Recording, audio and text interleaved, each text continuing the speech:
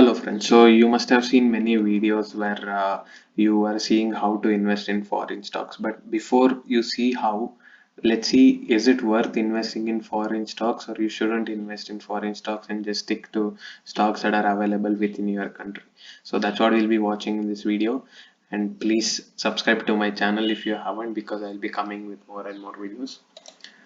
First, let's look at advantages. Advantages is diversification. If you invest in some other country stocks, your portfolio will be even more diversified. So, for example, imagine you are a person who stays in India and you invest in stocks that are there in US. So now, if there is some economy slowdown or some bad reason that's happening and the economy is not doing that great in India, but US economy is doing very good. So if you have invested in both, your economy, like your will grow multifold in US economy, even when your Indian economy stocks are not growing that much. So if you invest all your money in Indian economy, when Indian economy slows down, even your stock will not perform very well. But if you invest in two, three different country stocks, if one country doesn't perform well, there are other countries that can make it up and they will cover for the losses that you are making in one country. So this provides an international diversification for you. Now, if you look at this graph, so this is Japan's index Nikkei. So, like Sensex, what we have in India, they have Nikkei. So, if you see the performance of Japan's Sensex, Japan's index with US index, as you can see, imagine if you're a person who had invested, who invests in Japan stocks, and at the same time you would have invested even in US stocks. So even though Japan stocks are not performing that well, US has gone like multifold. So that's what was the point. So diversification will be there and your returns and profits will be more. Now if you look at one more, so this is UK and US. So UK is doing better than Japan's index, but again when compared to US, it's not close.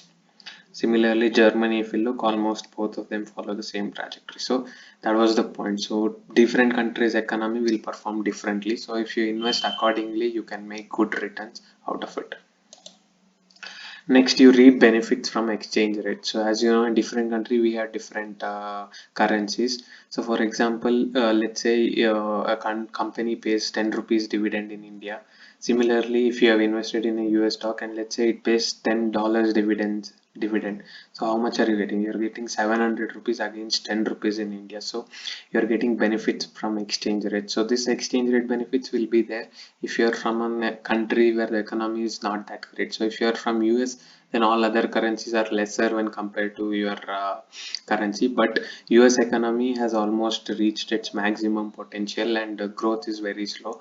But if you take developing countries like India, their growth is there is a fast growth chance and you can get good returns in exchange for benefits of exchange rate. So if we look at from both the perspective, it doesn't matter which country you are in, you will get good benefits either because the economy of the other country is doing good, or because the economy of other countries is developing, which also helps you in benefiting.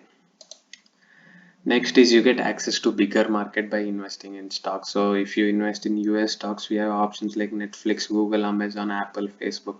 So all these are stocks that are very big stocks and good stocks which you can't invest if you look for investing only in one country.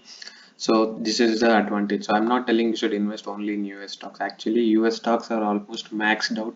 So if you can look for other developing countries, that like Australia, Croatia, all these are the countries that have good economy coming up. So you should always look for various options and not just invest in one country stocks. And these are the advantages which we have seen so far. So one is that you have diversified portfolio, then you have exchange rate benefits, and then you have access to bigger markets. Now, if you look at disadvantages, one is there is political and economic risk. That is, political stability are different in different countries. For example, US political strength is like it's pretty stable when compared to Indian political stability.